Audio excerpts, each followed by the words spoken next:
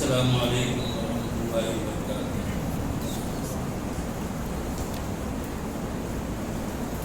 اعوذ باللہ من الشیطان الرجیم، بسم اللہ الرحمن الرحیم۔ الف لام را، تلک آیات الکتاب وقرآن مبین۔ دینی بھائیوں،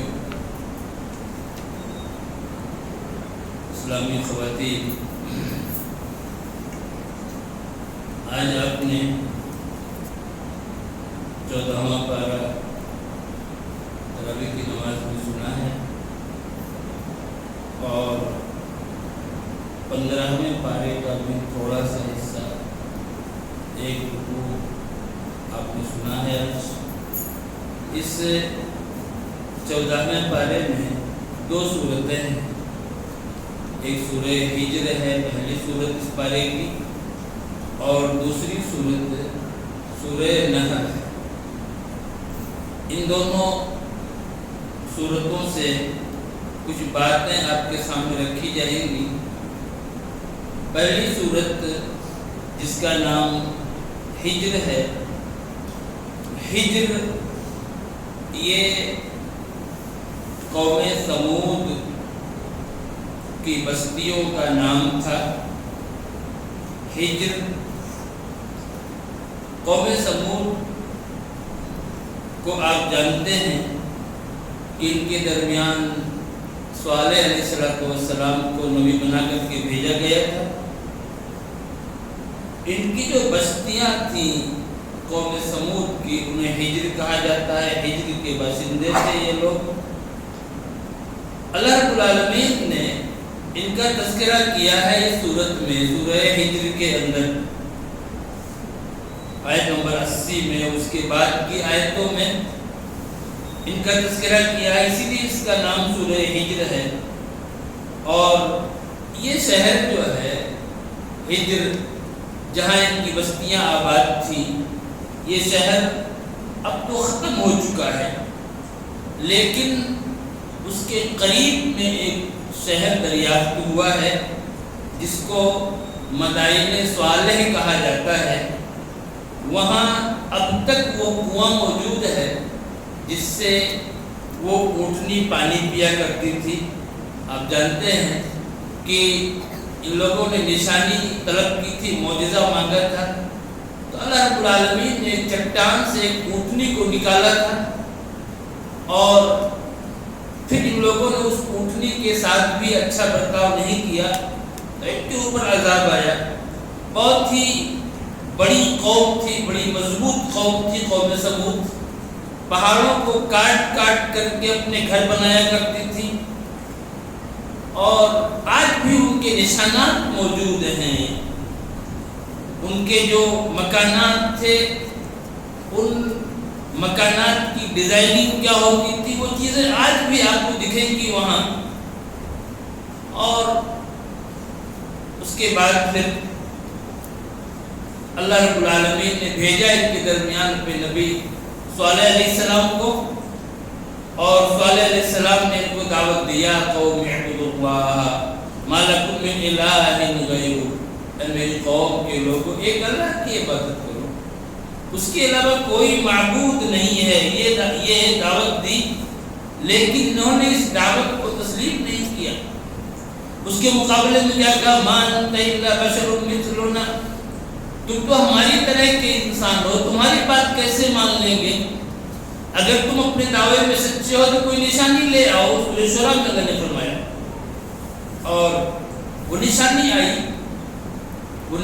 آئی، اللہ نے کو ذکر کیا ہے سورہ ہود کے اندر، یا قوم ھذہ ناقۃ اللہ لکم آیہ فذروها تأکل فی ارض اللہ ولا تمسوها بسوء، اے میری قوم کے لوگوں، یہ اللہ کی نشانی، یہ اونٹنی اللہ کی نشانی ہے تمہارے لیے، اس لیے اس کو اپنی حالت پہ چھوڑ دو، جہاں چاہے جائے، جو چاہے کھائے، اس سے کوئی چھیڑ چھاڑ مت کرنا، اگر اس سے ٹچ کرو گے تو اللہ کا عذاب آئے گا۔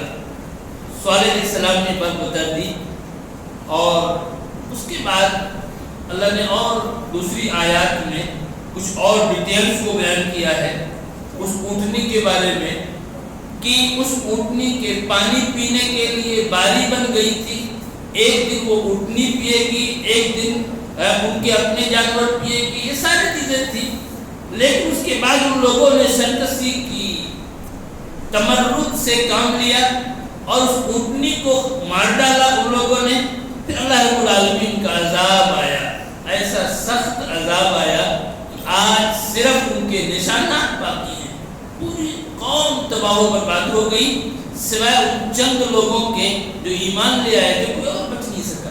اللہ رب العالمین نے ان کا ذکر یہاں پر کیا ہے، اس لیے اس کا نام سورہ ہجر ہے. اس آیت اس سورت کی پہلی آیت میں قرآن کریم کا تذکرہ ہے. اللہ نے کیا فرمایا؟ تلک آیات الکتاب و قرآن مبین. پہلی آیت میں قرآن کا ذکر ہے اور اس کی آخری آیت میں عبادت کا ذکر ہے. وَاعْبُدْ رَبَّكَ حَتَّى يَأْتِيَكَ الْيَقِينُ. اپنے رب کی عبادت کرتے رہو یہاں تک کہ تمہارے پاس یقین یعنی موت آ جائے. تو پہلی آیت میں قرآن کریم کا تذکرہ اور آخری آیت میں عبادت کا تذکرہ، عبادت پر جمع رہنے کا تذکرہ. کیا تعلق ہے، ربط کیا ہے؟ اللہ رب العالمین اسٹارٹ کر رہا ہے قرآن کریم سے اور ختم کر رہا ہے عبادت پر. اس سے معلوم یہ ہو رہا ہے، اس سے معلوم یہ ہو رہا ہے کہ ایک انسان اگر عبادت پر جمع رہنا چاہتا ہے، عبادت پر وہ باقی رہنا چاہتا ہے، تو قرآن سے اس کا تعلق ضروری ہے. قرآن سے اس کا تعلق ہوگا تو انسان اللہ رب العالمین کی عبادت پر جمع رہے گا، باقی رہے گا. اس لیے قرآن کا جو انداز ہے اس سے ایک انسان کے دل میں خوف پیدا ہوتا ہے، آخرت کی طرف رغبت پیدا ہوتی ہے. اگر ایک انسان کا تعلق قرآن کریم سے ہے تو وہ انسان اللہ کی عبادت پر جمع رہے گا. اللہ رب العالمین نے اس کے بعد 4 آیتوں کے بعد پھر قرآن کا تذکرہ کیا. کیا فرمایا؟ اِنَّا نَحْنُ نَزَّلْنَا الذِّكْرَ وَإِنَّا لَهُ لَحَافِظُونَ. ہم نے ہی ذکر کو نازل کیا ہے اور ہم ہی اس کی حفاظت کرنے والے ہیں. اللہ رب العالمین نے اس کی حفاظت کی ذمہ داری لی اور اللہ رب العالمین کی حفاظت میں یہ کتاب ہے، اس لیے یہ کتاب محفوظ ہے. محفوظ کیسے ہے؟ 2 چیزوں سے محفوظ ہے، تحریف سے محفوظ ہے اور نقص سے محفوظ ہے. کوئی بھی اس کو بدل نہیں سکتا، دنیا کی کوئی بھی طاقت نہیں ہے تو قرآن کریم کی ایک آیت کو یا اس کے ایک حرف کو بدل دے. اور ایسے ہی نقص سے محفوظ ہے، یعنی کوئی بھی انسان اس میں اگر کوئی کمی نکالنا چاہے تو وہ نکال نہیں سکتا ہے. پوری دنیا لگ جائے، پوری دنیا لگ جائے لیکن قرآن کریم میں کمی نہیں نکال سکتی ہے. آپ دیکھیے کہ آج علم کتنا بڑھ گیا ہے، سائنس کا علم، ٹیکنالوجی کا علم، تمام علوم بڑھ چکے ہیں، لیکن اللہ رب العالمین نے جو باتیں قرآن کریم میں بتا دی ہیں، بیان کر دی ہیں، کوئی بھی انسان ایسا نہیں ہے، دنیا میں کوئی طاقت نہیں ہے یہ ثابت کر دے کہ یہ بات حقیقت کے خلاف ہے، یہ بات اس میں کمی ہے، اس میں نقص ہے. آج تک کسی کی مجال نہیں ہے. اللہ رب العالمین کی حفاظت میں ہے، اس لیے تحریف سے، تبدیلی سے بھی محفوظ ہے اور کسی بھی طرح کے نقص سے، کمی سے بھی یہ کتاب محفوظ ہے. کتنی خوش نصیب ہے وہ قوم جس کو اللہ نے ایسی کتاب عطا فرمائی، قرآن کریم جیسی کتاب. ظاہر ہے کہ دنیا میں کسی بھی قوم کے پاس ایسی کتاب نہیں ہے. کتابیں تو ہر ایک قوم کے پاس ہیں، کسی بھی طرح کی ہوں، لیکن اس طرح کی کتاب کسی کے پاس نہیں ہے جس کی حفاظت اللہ رب العالمین فرما رہا ہو. یہ ایک مسلمانوں کا یہ شرف ہے، مسلمانوں کا یہ امتیاز ہے کہ اللہ نے انہیں ایسی کتاب عنایت فرمائی ہے. ظاہر سی بات ہے کہ اس کا تقاضا یہ ہے کہ ہم اس کتاب سے اپنے آپ کو جوڑیں اور جوڑ کر کے رکھیں. اس کتاب سے اپنے آپ کو، اس کو پڑھیں، اس کو سمجھیں اور اس کے اوپر عمل کریں، اس کو چھوڑ نہ دیں. اس لیے کہ چھوڑ دینے کا مطلب یہ ہے کہ ہم نے اس عظیم ترین نعمت کو سمجھا نہیں، اس کی ہم نے ناشکری کی، اس کو ہم سمجھیں گے، اس کا تقاضا ہے. اللہ رب العالمین نے آگے ایک آیت میں فرمایا وَإِن مِّن شَيْءٍ إِلَّا عِندَنَا خَزَائِنُهُ. جو چیز بھی ہے، کوئی بھی چیز ہو، اس کا خزانہ میرے پاس ہے. خزائن خزینہ کی جمع، اس کے خزانے میرے پاس ہیں، ہر چیز کے خزانے میرے پاس ہیں۔ اور اللہ نے کیا کہا الا عندنا خزائن، ظرف کو مقدم کیا گیا جس میں حصر کا معنی کہ اس کے خزانے ہمارے ہی پاس ہیں، کسی اور کے پاس نہیں ہے۔ اللہ رب العالمین یہ بات کہہ رہا ہے کہ کسی بھی چیز، کوئی بھی چیز ہو، کھانے کی، پینے کی، جس طرح کی بھی کوئی چیز ہو، ہر چیز کے خزانے میرے ہی پاس ہیں۔ اللہ رب العالمین یہ فرما رہا ہے کہ ساری چیزوں کے خزانے میرے پاس ہیں، تو اس کا مطلب کیا ہوا کہ ایک انسان کو اللہ کی طرف ہی بھاگنا ہے، اللہ ہی سے مانگنا ہے۔ جب سارے خزانے اللہ کے پاس ہیں تو ایک انسان کو کسی اور کے پاس جانے کی کیا ضرورت ہے؟ آج جو مسلمان اللہ کو چھوڑ کر کے دوسروں کے پاس جاتے ہیں اور وہاں کوئی چیز مانگتے ہیں، اس کا مطلب یہ ہے کہ انہوں نے اس کو سمجھا نہیں۔ وَمَا نُنَزِّلُهُ إِلَّا بِقَدْرٍ مَعْلُومٍ، خزانے ہمارے پاس ہیں لیکن ہم ایک متعین مقدار میں اتارتے ہیں۔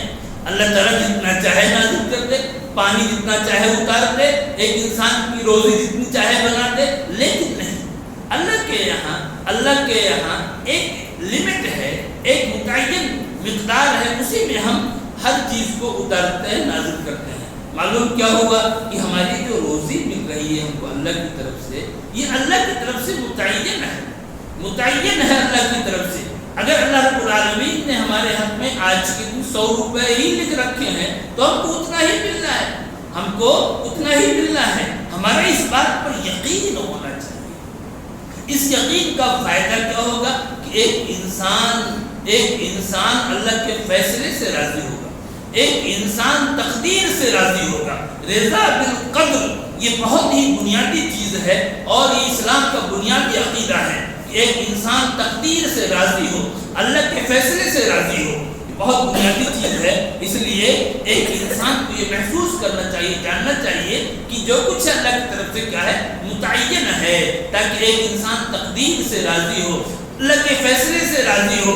ایک انسان نے اپنے مریض کے تعلق سے پوری کوشش کر لی، ہاسپٹل میں اس کو داخل کر دیا، علاج کی جتنی صورت سب کچھ کر لیا، لیکن اب اگر مریض اس کا مر جاتا ہے تو اس کو اللہ کے اس فیصلے پر راضی ہونا چاہیے، کسی بھی طرح سے شکوہ شکایت نہ ہو، جزا فضا نہ ہو۔ یہ کیا ہے؟ رضا بالقدر ہے، اللہ رب العالمین نے یہاں پر ذکر کیا ہے۔ اور اس کے علاوہ اللہ نے یہاں بھی آدم علیہ السلام اور ابلیس کا جو واقعہ ہے اس کو یہاں بھی اللہ نے بیان کیا ہے۔ اس میں آپ دیکھیں ایک چیز اللہ نے فرمایا، اور اس کو غور کیجئے، ایک انسان گناہوں کی طرف مائل ہوتا ہے نا، نیکیوں سے زیادہ گناہوں کی طرف مائل ہوگا۔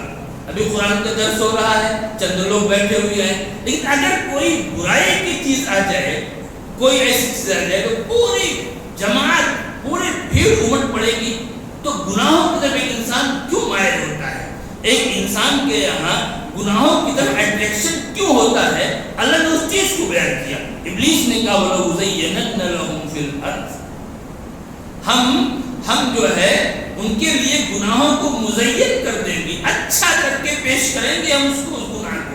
ایک انسان کو وہ گناہ جو ہے دکھے گا بہت اچھا اوپر سے، حالانکہ اندر سے وہ گندا ہوگا، اندر سے وہ چیز گندگی ہوگی، لیکن اوپر سے وہ بہت اچھی دکھے گی۔ تو ابلیس اس کو مزین کرتا ہے، منقش کرتا ہے، جس کی بنیاد پر ایک انسان جو ہے گناہوں کی طرف بھاگتا ہے۔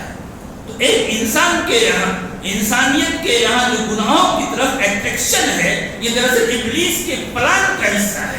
ابلیس جو پلاننگ کرتا ہے تو اس کے پلان کا یہ حصہ ہے کہ ایک انسان بھاگے گناہوں کی طرف۔ اب ایک انسان کو سوچنا ہے کہ وہ ابلیس اس پلان میں اس کا حصہ بنتا ہے یا وہ اللہ کے نیک بندوں میں اپنے آپ کو شامل کرتا ہے اور اپنے آپ کو گناہ سے بچاتا ہے۔ یہ اللہ رب العالمین تو اس کو مہلت دی ابلیس کو، اور وہ گناہوں کو مزین کر کے وہ پیش کرتا ہے۔ اللہ رب العالمین نے یہاں پر اس صورت میں اہل جنت کا بھی تذکرہ کیا ہے اور جنت کی نعمتوں کا ذکر کیا ہے۔ ایک چیز اس دنیا کے اندر کیا ہے، ایک انسان کے پاس کتنی بھی نعمتیں ہوں، طرح طرح کی نعمتیں، لیکن کبھی کبھی انسان ان نعمتوں سے سے بھی نعمتوں سے بھی وہ ایک طرح سے اوبتا ہے، بور ہو جاتا ہے۔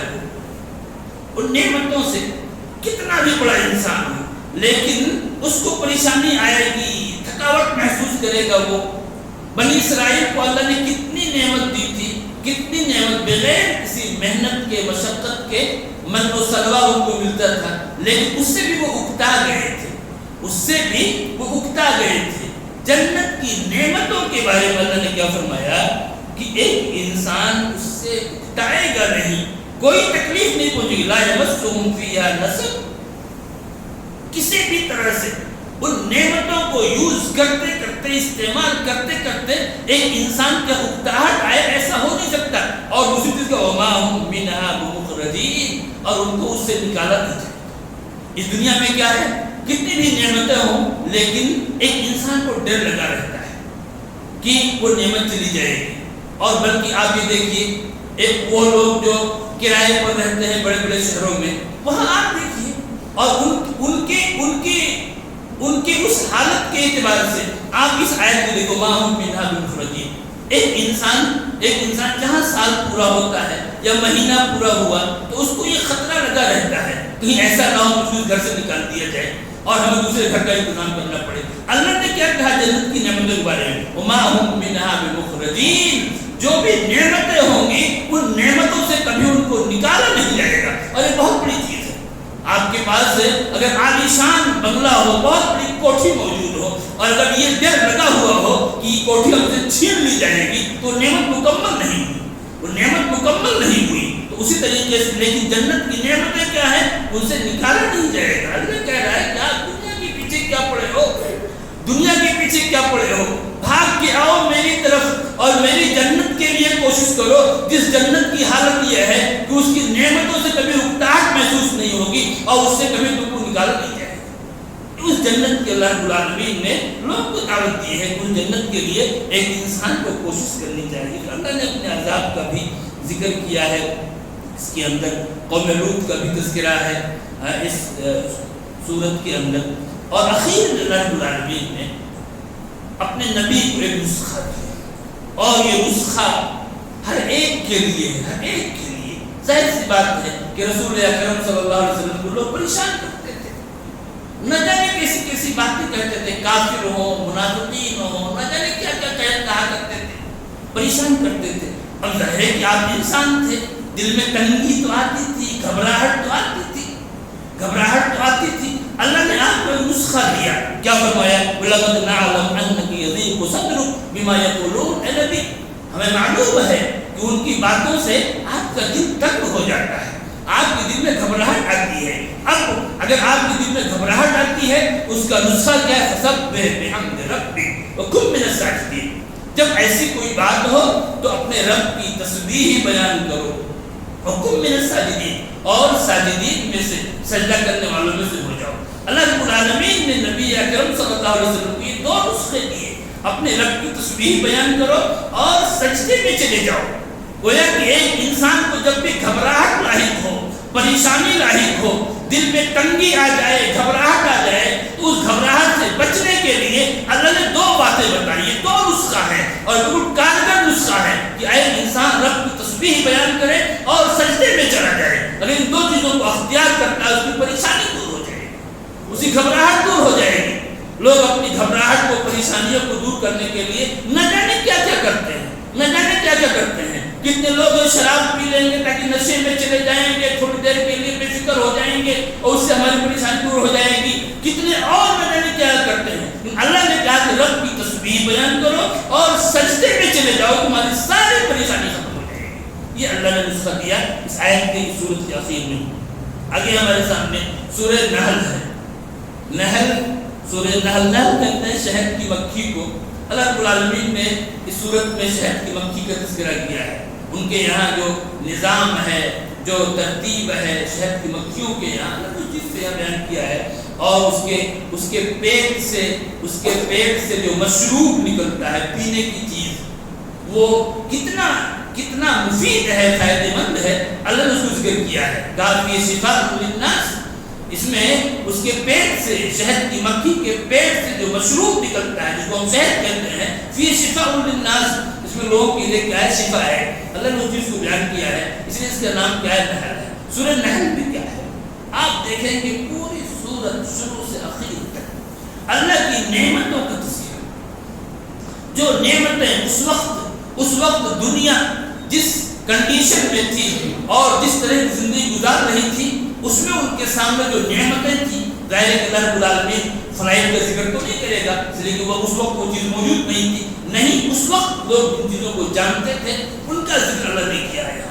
ان کے پاس جانور ہوتے تھے جن پر سواری کرتے تھے، سامان لاتے تھے، ان کے پاس گھر ہوا کرتے تھے، اور جانوروں سے وہ دودھ کا استعمال کرتے تھے، شہد کا کو یوز کرتے تھے۔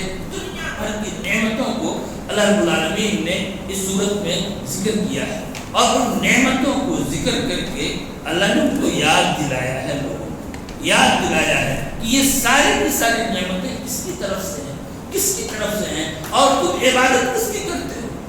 ساری کی ساری نعمتیں سانس لینے سے لے کر کے اس سے بڑی چھوٹی جتنی نعمتیں ہیں، یہ ساری کی ساری اللہ کی طرف سے ہیں، اور کتنی نعمتیں ہیں ان کو تم شمار نہیں کر سکتے۔ وَإِن تَعُدُّوا نِعْمَتَ اللَّهِ لَا تُحْصُوهَا، اللہ کی نعمتوں کو شمار نہیں کر سکتے، پھر تم عبادت کس کی کرتے ہو۔ اللہ رب العالمین نے ان نعمتوں کا یہاں تذکرہ کیا ہے، اور ان نعمتوں کو ذکر کر کے لوگوں کو توحید کی دعوت دی ہے، ایک اللہ کی عبادت کی طرف لوگوں کو بلایا ہے، اور ساتھ ہی ساتھ اللہ رب العالمین نے اخیر میں ان لوگوں کا بھی ذکر کیا ہے جو اللہ کی ناشکری کرتے ہیں، اللہ کی ناشکری کرتے ہیں، ان کا تذکرہ بھی اللہ رب العالمین نے اخیر میں کیا ہے، اور یہ کہا ہے کیسے ان پر عذاب آیا ان کی ناشکری کی وجہ سے۔